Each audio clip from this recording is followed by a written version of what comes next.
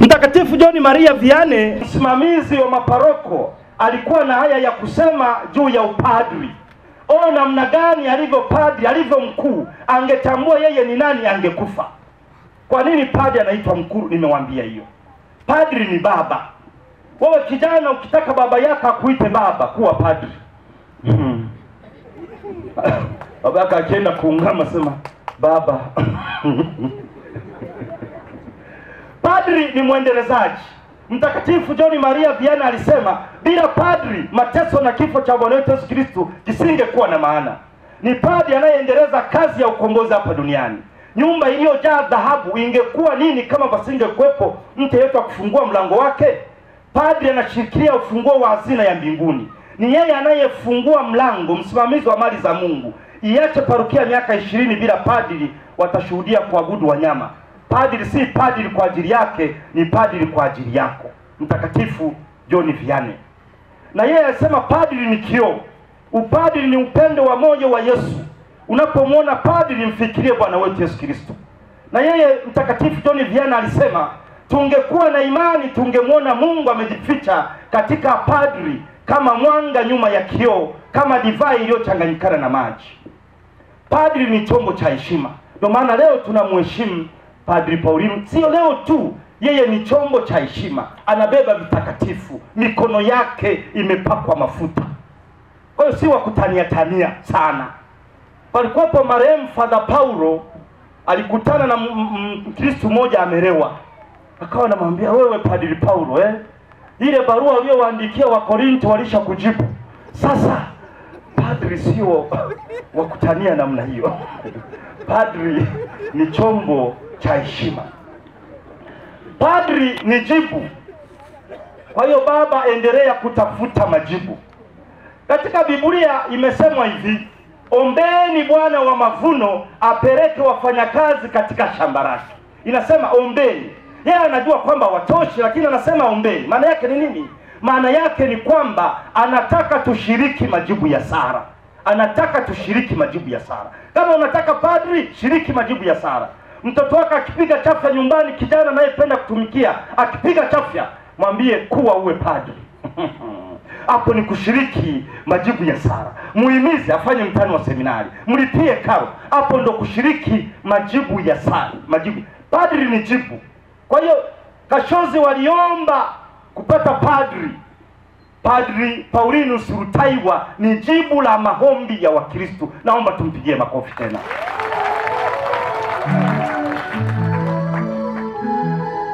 Kuna mtoto mmoja alimuuliza baba yake maswali mengi. Hivi baba, lami utengenezwaje?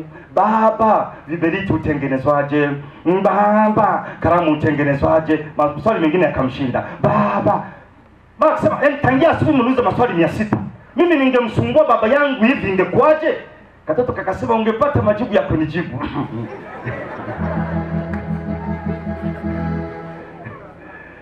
Padri ni jibu. Tunakuomba endelea kutafuta majibu ya Wakristo. Wakristo wana maswali, na kazi mojawapo ya padri ni kutafuta majibu. Padri ni Kristo mwingine. Papa Yohane Paulo wa pili mtakatifu alisema, dunia inamtazama padri kwa sababu inamtazama Yesu. Hakuna anayeweza kumwona Kristo, lakini kila mmoja anamuona padri, na kupitia kwake wanatamani kuona muonekano. Padri ni mtu wa watu, anatolewa katika watu. Padri sio padri kwa ajili yake, ajiondolei dhambi, atoi sakramenti kwa ajili yake, hayupo kwa ajili yake, yupo kwa ajili ya wengine. Alisema Mtakatifu Yohane Vianney, ni kama mapapai. Mpapai hauli mapapai yake, mwembe hauli maembe yake, na mtu haunywi maji yake. Padri ni hazina. Mtakatifu Francis wa Asizi alisema, nikikutana na malaika na padri, nitamsalimia kwanza padri, kwa sababu yeye anamshusha Yesu katika maumbo ya mkate na divai. Kuna watoto darasani wanauliza, sema, wewe Father Kamugisha, unaamini kweli kwamba hii divai inabadilika na kuwa damu? Unaamini? Kasema na leo tuna watu watapata komunyo ya kwanza. Nikasema, wewe ukipungukiwa na damu, daktari anasema ule nini? Wakasema daktari anasema ule matembele, mchicha, mboga mboga. Nikasema sasa unaamini kwamba spinach inabadilika na kuwa damu Matembele unaamini yanakuwa damu. Anayewezesha spinach na matembele kuwa damu, anaweza kaiwezesha divai ikawa damu. Makofi kwa Yesu.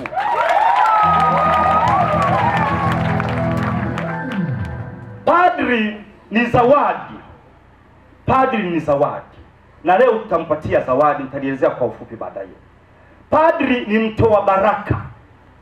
Padri Henry Newman wakati anamaliza misa, kuna mama mmoja alisema nibariki. Basi akaenda pale akasema nakubariki kwa jina la Baba na la Mwana na Roho Mtakatifu. Alikuwa kwenye gari alikuwa na ulemavu kidogo. Baadaye pale akataka kuondoka, akamvuta kazura akasema jani bariki. Baadaye akasema natakaje huyu mama? Sema unaitwa nani? Akasema naitwa Vanessa. Akaweka mikono yake kwenye kichwa. Vanessa, umeumbwa kwa sura ya Mwenyezi Mungu. Una DNA ya kiroho ya Mwenyezi Mungu. Mungu anakupenda kana kwamba hakuna kiumbe mwingine duniani. Utafanikiwa katika maisha, utastawi na kubariki kwa jina la Baba na la Mwana na Roho Mtakatifu. Akagandamiza. Yule akasema Father umenibariki. Na yule akasema na mimi, na yule akasema na mimi. Baba, ulichonacho ni baraka, endelea kukitoa. Endelea kubariki watu. Padri ni mtumishi. Bwana kaniambia wewe mtumishi wangu nitakutoa uwe mwanga wa mataifa. Yeye ndiyo maneno ameandika katika souvenir yake, mwanga wa mataifa. Wale mamajusi tunaambiwa waliiona nyota ya Yesu. Waliiona nyota ya Yesu. Wale wa mamajusi waliiona nyota ya Yesu. Ilikuwa inawaelekeza kwa Yesu. Yesu hakuweza kuongea, ni mtoto. Akatumia kitu ambacho hakiwezi kikaongea kiwaelekeze kwake. Yeye haongei na nyota haiongei. Wakasema tunaiona nyota ya Yesu. Na alipokuwa mkubwa akawatumia watu wakubwa wanaoongea, lakini na wenyewe ni nyota ya Yesu. Padri Paulinus Rutaiwa ni nyota ya Yesu. Ndio maana nasema ni mwanga wa mataifa. Sasa kwa kutumia picha ya maisha kama muda, miaka 25 ya upadri ni umri wa kati. Kuna umri wa utoto, umri wa ujana, lakini kuna umri wa kati. Yaani si kijana tena alafu si mzee, ni umri wa kati. Padri Paulinus Rutaiwa yuko katika umri wa kati. Naomba niwaelezee yeye ni nani. Majina yake ni Paulinus Rutaiwa. Ukoo wake Mugaya, Abagaya Mwayuka. Abagaya mbali muri Mwayuka kandi nakandi. Baba ni Emmanuel Rwezaula, Mwenyezi Mungu amweke mahali pema. La ya milele umpe Bwana, apumzike kwa amani. Mama yake ni Konstansia Kusharire. Huyo ndo mzaa chema. Tumpigie makofi. Kijiji ni Buembe. Alibatizwa mwaka 1962. Namba yake ya ubatizo ni 28440. Msimamizi ni Mzee Wilbard Rwiza, kijiji Muyaba. Komunyo yake ya kwanza ni mwaka 1972. Kipa imara ni mwaka 1974. Hapo baadaye alipofanya mtihani akaenda Rutabo, baadaye akaenda Rubya, akaenda Ntungamo, akaenda Segerea. Lakini baadaye aliweza kwenda Roma kusoma Roma. Alichaguliwa na Baba Askofu Nestori Timanywa, wakaenda na Padri ya Deodatus kwenda kusoma Roma. Na wakafanya kazi vizuri sana. Tuwapigie makofi.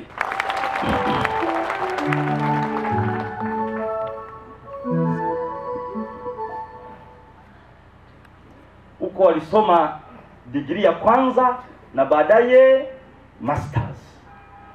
Tunamshukuru Mwenyezi Mungu. Kuna jambo nitalisema, nitawaambia wao wawili tukiwa hapa, sio in public. Nitalisema baadaye. Sasa upadirisho ilikuwa parokia Kashozi na Mwashamu Askofu Nestori Timanywa tarehe 7 mwezi wa 10 1995. Na sasa ameishafikisha miaka 25 ya upadri. Tumpigie makofi tena. Nimewauliza watu mbalimbali, Padri Paulinus ni nani? Yaani ile nguvu yake, zile strong points zake. Nimemuuliza mlezi mmoja ambaye alikuwa mlezi wake, akasema atulie. Ametulia. Taina papara ametulia na ni mkimya.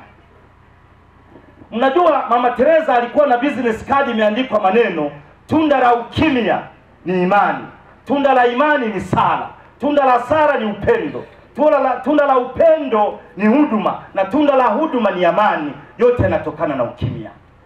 Na hii ni fadhila ya kuiga, sio kwa mapadri tu, hata walioko katika ndoa. Utaratibu, kutulia. Kuna msichana alikuwa anasema nitatulia nitakapoolewa. Na mvulana mwingine anasema natafuta aliyetulia. Watangojana milele. Kwa hiyo swala la kutulia si swala tu la mapadri. Wakati wanaita wanandoa, waga wanaona unatembea polepole. Wanatuambia kwamba maisha itakuwa taratibu, itakuwa tumetulia polepole. Lakini wengine baada ya miaka 5 wanaanza kufukuzana.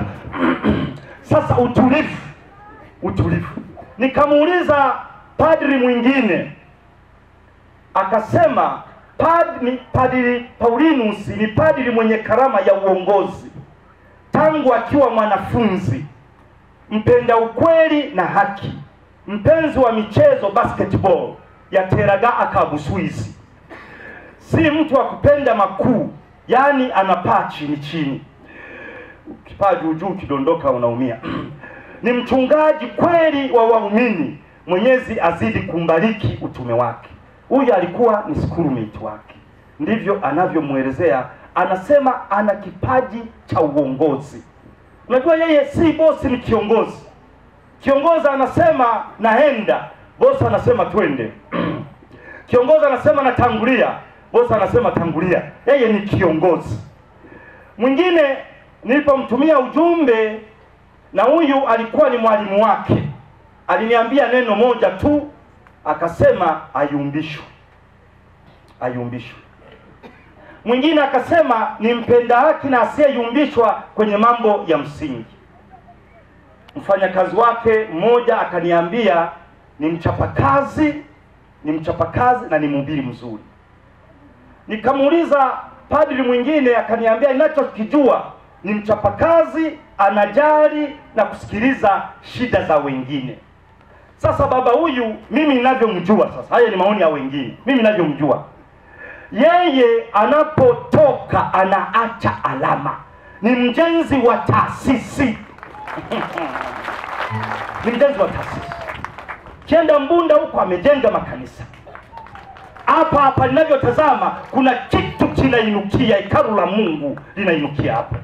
Yeye anapoenda ni mjenzi. Hiyo naloifahamu.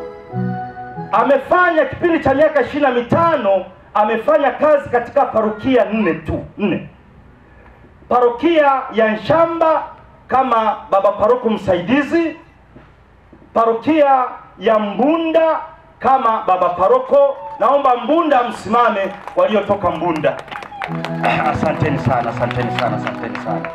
Amefanya kazi parokia ya Rubya kama paroko na baba dekano. Naomba waliotoka Rubya wasimame. Wako wachache na wao nawaona. Asante sana. Karibu baba. Karibu. Sasa Mtukula hapa, yeye ni baba paroko na baba dekano. Naomba wana Mtukula mlipo msimame mfagilie.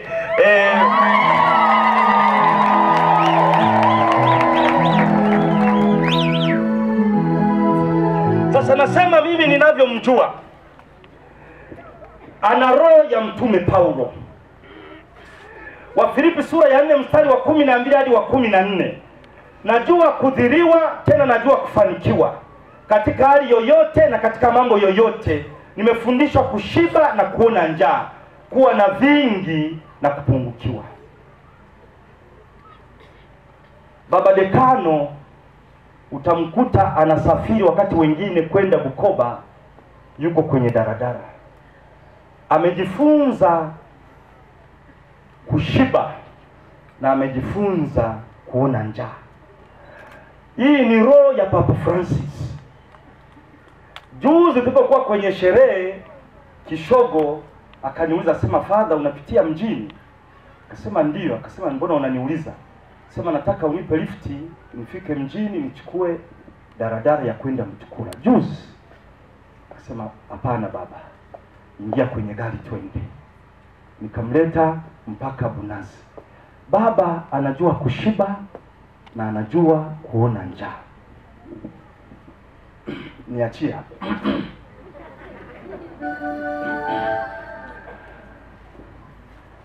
Sasa kwa kutumia picha ya maisha kama bahari, tumesikia Injili inasema na kile chombo kimekwisha kufika katikati ya bahari, kinataabika sana na mawimbi, maana upepo ulikuwa wa mbisho. Kazi mojawapo ya padri ni kuwasaidia watu wanapokuwa katikati ya maisha. Naomba niwapatie mfano. Bikira Maria alisalimiwa na malaika, salamu Maria, umejaa neema. Hiyo ni mwanzo. Sasa katikati, Simeoni akasema uchungu ulio kama upanga utachoma moyo wako. Katikati akakimbilia Misri. Katikati akamtafuta mtoto Yesu ampotea siku 3. Katikati akakutana na Yesu kwenda Kalvari. Katikati akasema chini ya msalaba masaa 3. Katikati akakumbatia maiti ya mwanawe. Katikati akamzika mtoto wako wa pekee. Katikati. Kazi ya padri ni kuwafariji watu katikati ya maisha. Yosefu aliambiwa kwamba ndugu zako watakuinamia. Kilichofuata, ndugu zake wakamuuza, wafanyabiashara wakamuona yeye ni mtumwa. Akanunuliwa na Farao akamuona ni houseboy. Kilichoendelea sitaki kukisema, mke wa Farao akamuona ni boyfriend. Kilichofuata wakamsweka gerezani. Hiyo ni katikati. Hiyo ni katikati. Na maisha yote ya binadamu yako hivyo. Kuna mwanzo lakini kuna katikati. Kuna katikati. Na ndio maana Mtume Paulo anasema nina mwiba mwilini. Kwa hiyo Yesu ni msalaba, Bikira Maria ni uchungu ulio kama upanga, lakini Paulo anasema nina mwiba mwilini. Ni kitu kilikuwa kinamchoma. Kila mtu ana mwiba wake. Wengine wana wa mchongoma, wengine wana wa mkorosho. Lakini watu wanapokuwa katikati wanahitaji kusaidiwa, na hiyo ndo kazi ya padri. Padri mmoja ameenda kwenye hospitali ya vichaa, wakakutana na mwanaume mmoja analia, lulu lulu lulu lulu lulu. Wakauliza mbona anataja lulu? Wakasema hapana, alikuwa anamchumbia lulu akamkataa. Sasa amechanganyikiwa. Basi wakaenda vyumba vingine, wakakuta chumba cha 5 mwanaume mwingine analia lulu. Wakasema mbona huyu analia lulu? Wakasema sasa huyu ndo alimuoa lulu. Katikati. Katikati watu wanahitaji msaada. Katikati chombo kinarushwa na mawimbi. Katikati. Hata inapoanza parukia ni kwa sherehe na nini, baadaye imeshaanza unaanza kugundua kumbe hiki hakipo, tunahitaji kujenga hiki, kumbe tunahitaji kuanzisha kanisa. Katikati. Kwa hiyo kazi ya padri ni kuwasaidia watu katikati. Ningependa nimalize kwa kutoa ushauri kidogo. Huyu ni baba dekano wangu, kiongozi wangu. Sina ushauri zaidi, mimi nazidi kumwombea, na sisi tunamuomba Mungu amuimarishe. Katikati ni shukrani, katikati ni kuimarisha imani. Mwenyezi Mungu aendelee kumuimarisha. La kwanza, endelea kufanya kazi ya Bwana na usisahau bwana wa kazi. Endelea kufanya kazi ya Bwana na usisahau bwana wa kazi. Maana katika Injili Yesu alienda kusali huko, baadaye akawafuata mitume. Hiyo ndiyo inasaidia. Na ni kwa wote lazima tusali katika maisha. Kuna baba mmoja alifotokopi sala za usiku, akawa anaziweka kwenye ukuta. Ikifika saa ya kulala anamwambia Mungu kama kawa. Kama kawa.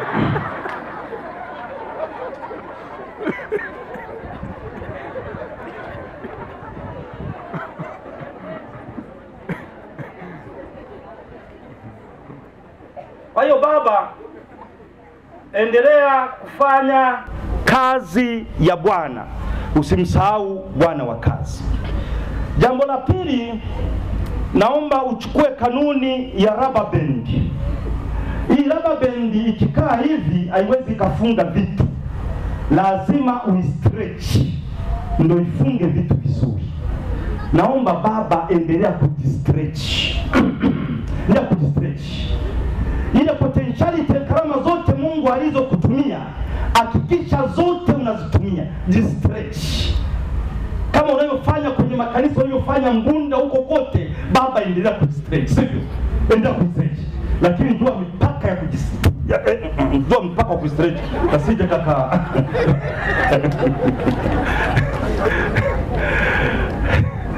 Kwa waumini, naomba tushiriki majibu ya Sara, tuombe tupate miito. Huyu baba anasherehekea miaka 25, tuwaombee wengine vijana wa upende upadri. Na jambo lingine, tuwasaidie mapadri. Tuwasaidie mapadri katika kutoa na kuwasaidia. Kutoa, iwe sadaka, iwe zaka, ili shughuli za kanisa ziende. Kuna baba mmoja alikuja kwangu akasema, Father Kamugisha, niombee, moyo wa kutoa sina tena. Nilikuwa napata 500 kipato changu cha mwezi, natoa sana. Siku hizi napata milioni, sina moyo wa kutoa. Nikasema nikuombee sasa hivi ili mambo yaende. Sema, Mungu nakushukuru sana kwamba kipato chake kimeongezeka, lakini naomba baba nikukumbushe, alipokuwa anapata 500 alikuwa anatoa sana. Naomba kipato chake kirudi 500 ili, sema Father stop it. Unasali nini hivyo? Acha.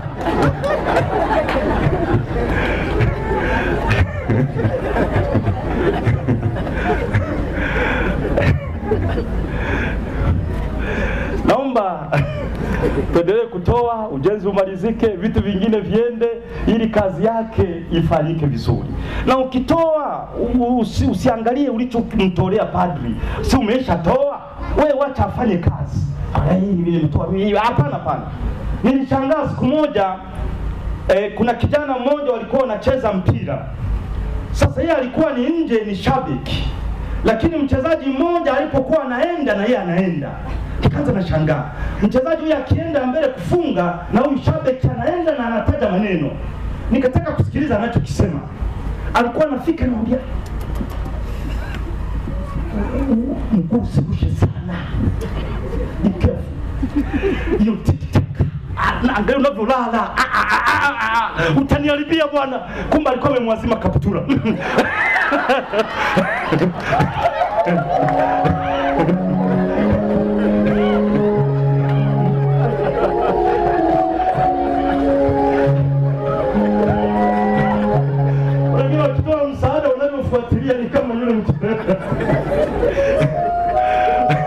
Katikati ni shukrani, katikati ni kuimarisha imani. Naomba tumuombee Padri Paulinus, Mwenyezi Mungu amdumishe katika utumishi, na tuwaombee wenzake wanaofanya jubilii, Mwenyezi Mungu awadumishe katika utumishi. Katikati ni shukrani, katikati ni kuimarisha imani. Tumsifu Yesu Kristo.